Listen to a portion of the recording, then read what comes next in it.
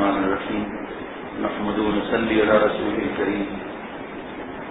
حضرت کعب بن عجرہ کہتے ہیں کہ ایک مرتبہ نبی کریم صلی اللہ تعالی علیہ وسلم نے ارشاد فرمایا کہ ممبر کے قریب ہو جاؤ۔ ہم لوگ حاضر ہو گئے۔ جب حضور صلی اللہ تعالی علیہ وسلم نے ممبر کے پہلے درجے پر قدم رکھا تو فرمایا آمین۔ جب دوسرے پر قدم رکھا تو پھر کہا آمین۔ جب تیسرے پر قدم رکھا تو پھر فرمایا آمین۔ جب آپ صلی اللہ تعالی علیہ وسلم خطبے سے فارغ ہو کر نیچے اترے تو ہم نے عرض کیا کہ ہم نے آج آپ صلی اللہ تعالی علیہ وسلم سے ممبر پر چڑھتے ہوئے ایسی بات سنی جو پہلے کبھی نہیں سنی تھی۔ آپ صلی اللہ تعالی علیہ وسلم نے ارشاد فرمایا کہ اس وقت جبریل علیہ السلام میرے سامنے آئے تھے۔ جب پہلے درجے پر میں نے قدم رکھا تو انہوں نے کہا کہ ہلاک ہو وہ شخص جس نے رمضان کا مبارک مہینہ پایا پھر بھی اس کی مغفرت نہ ہوئی۔ میں نے کہا آمین۔ پھر جب میں دوسرے درجے پر چڑھا تو انہوں نے کہا ہلاک ہو وہ شخص جس کے سامنے آپ صلی اللہ تعالی علیہ وسلم کا ذکر مبارک ہو اور وہ درود نہ بھیجے۔ میں نے کہا آمین۔ جب میں تیسرے درجے پر چڑھا تو انہوں نے کہا ہلاک ہو وہ شخص جس کے سامنے اس کے والدین یا ان میں سے کوئی ایک بڑھاپے کو پاوے اور وہ اس کو جنت میں داخل نہ کرائیں۔ میں نے کہا آمین۔ فائدے میں حضرت شیخ الحدیث حضرت مولانا زکریا صاحب رحمۃ اللہ علیہ لکھتے ہیں کہ اس حدیث میں حضرت جبریل علیہ السلام نے 3 بددعائیں دی ہیں اور حضور صلی اللہ تعالی علیہ وسلم نے ان تینوں پر آمین فرمایا۔ اول تو حضرت جبریل علیہ السلام جیسے مقرر فرشتے کی بددعائی کیا کم تھی، اور پھر حضور اقدس صلی اللہ تعالی علیہ وسلم کی آمین نے تو جتنی سخت بددعا بنا دی وہ ظاہر ہے۔ اللہ ہی اپنے فضل سے ہم لوگوں کو ان تینوں چیزوں سے بچنے کی توفیق عطا فرماویں اور ان برائیوں سے محفوظ رکھیں، ورنہ ہلاکت میں کیا تردد ہے۔ حضرت والا فرماتے ہیں کہ ان بددعاؤں پر یہ سوچنا چاہیے کہ حضور صلی اللہ تعالی علیہ وسلم کو کتنا ستایا گیا طائف کے میدان میں، سر مبارک سے لے کر نالے مبارک تک خون میں بھر گیا، اور فرشتے آئے آ کر کہا ہم پہاڑوں کے فرشتے ہیں، آپ فرمائیں تو ہم پہاڑوں کو کے درمیان ان کو پیس ڈالیں۔ حضور صلی اللہ تعالی علیہ وسلم نے منع فرمایا۔ پھر فتح مکہ ہوا جس وقت تو 10,000 صحابہ رضوان اللہ علیہم اجمعین کی ننگی تلواریں سورج کی روشنی میں چمک رہی تھیں، اور سب کو یہ تھا کہ اب جس لوگوں نے ستایا آج مکہ شریف فتح ہو گیا تو پھر تو اب کوئی بات ہی نہیں ہے، ان کی تو گردنیں اڑانی چاہیے ہوں گی۔ حضور صلی اللہ تعالی علیہ وسلم کے پاس جمع ہو گئے قریش کے لوگ یا دوسرے جو بھی قبیلے کے لوگ تھے کہ ہم نے آپ کو اتنا ستایا، آپ کے گردن مبارک پر بکرے کی نہیں اونٹ کی اجڑی رکھی، اور ہم نے آپ کو پتھر مارے، آپ کو اپنے کانٹے آپ کے راستے میں بچھائے، آج ہمارے ساتھ آپ کیا معاملہ فرما لیں گے؟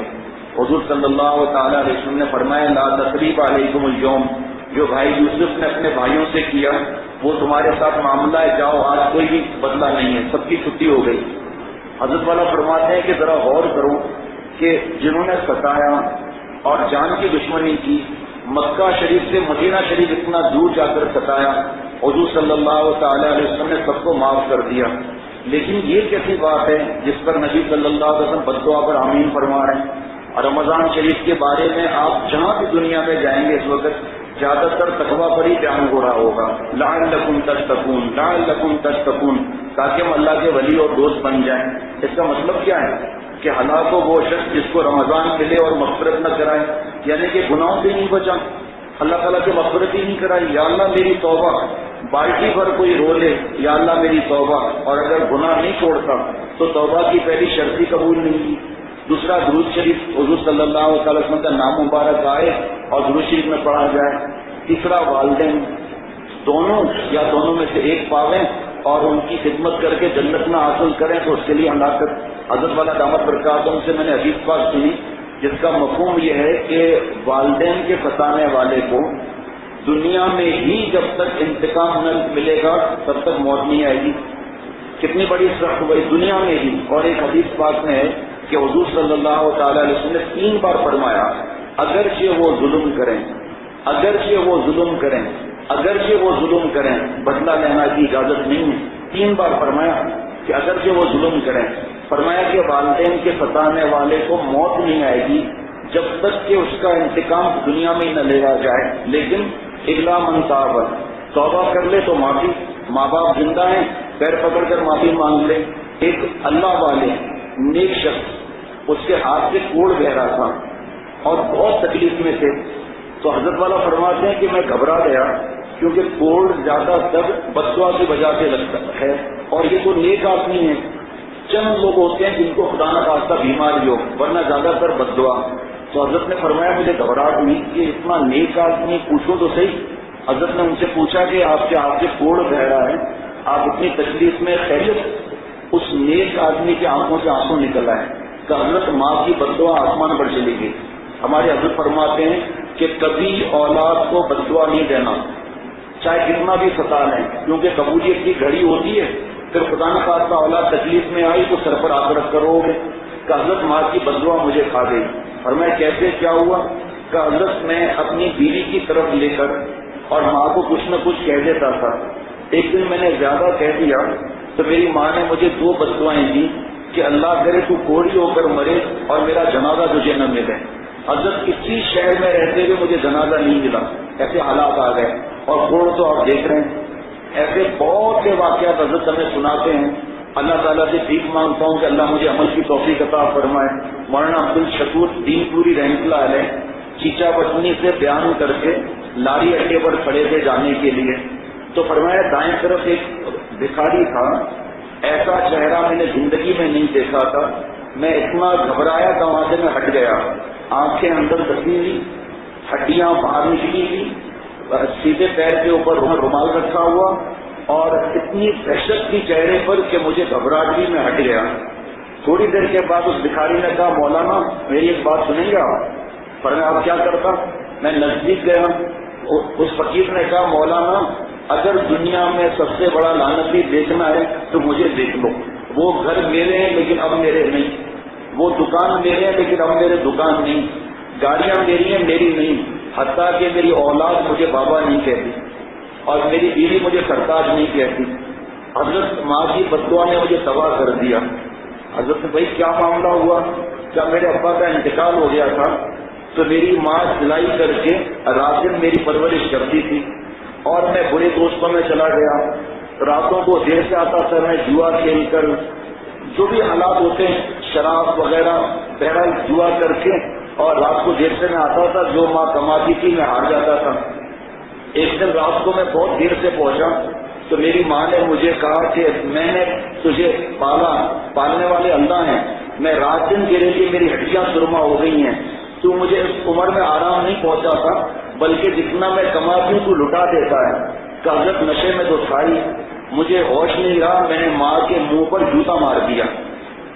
یہ تو سنی سنائی بات کوئی کہہ سکتا ہے، حالانکہ سنی سنائی بات نہیں.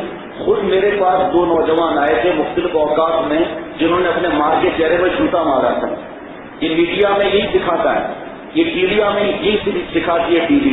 ابے یار ایک دفعہ ماں باپ کے سامنے ہو جا پھر دیکھ وہ تیرے کو کیا بولتے ہیں. تو ہماری مان کر دیکھنا، یہ دوست نہیں ہے دشمن نہیں ہے. کہ حضرت میری ماں کی چیخیں نکل گئی اور تہجد کے وقت میری ماں رونے لگی آسمان کی طرف دیکھ کر کے، اے اللہ میں نے 9 مہینے اپنے بیٹے کو پیٹ میں اس لیے نہیں رکھا تھا کہ وہ مجھے جوتا مارے.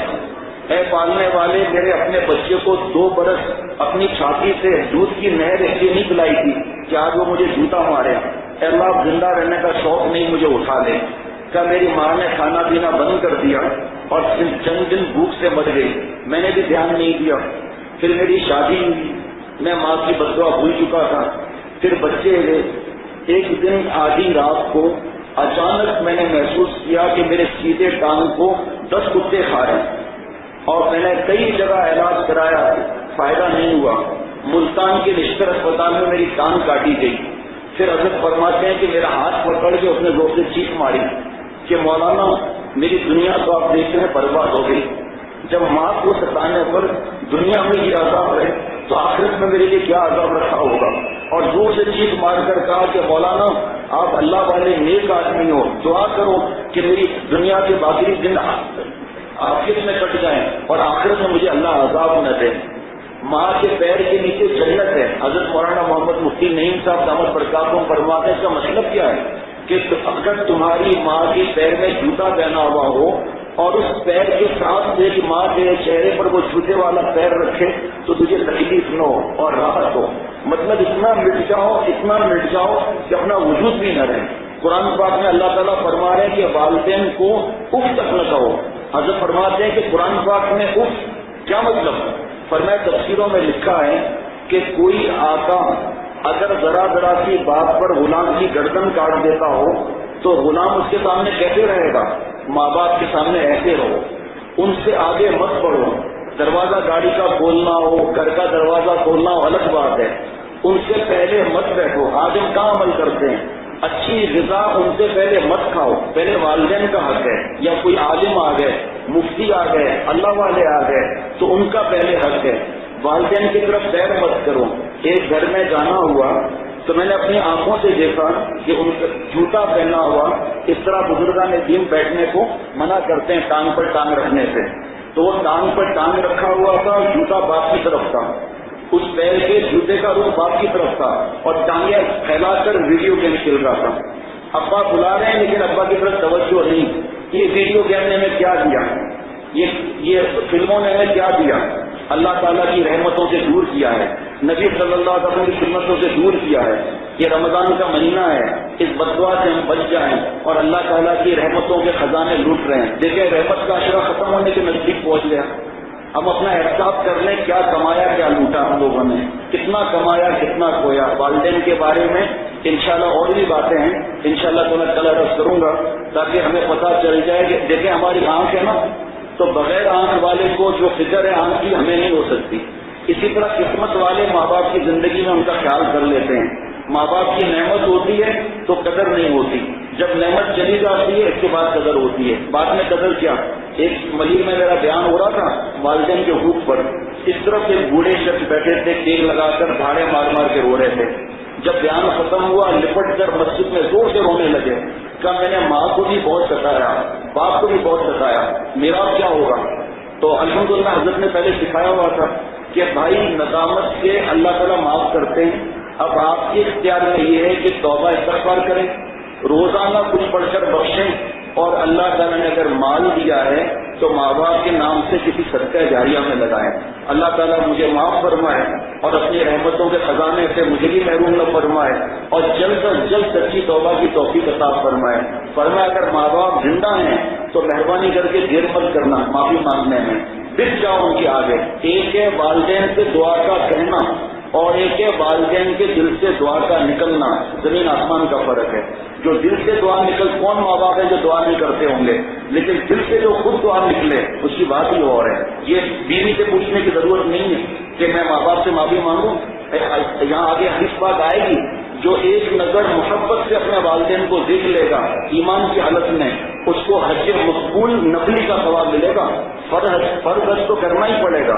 حضرت نے فرمایا اگر تو تھکا ہوا ہے کوئی بات نہیں، ماں باپ کے پاس چلا جا، محبت سے دیکھ کر اور کہو بابا اماں حج مقبول نفلی کا ثواب مل گیا، میں تھکا ہوا ہوں، اگر آپ کہتے ہوئے اپنے کمرے میں جاؤں. فرمایا دیکھو ان کے دل سے کیا دعا نکلتی ہے. ایک حج مقبول کا ثواب الگ ملا.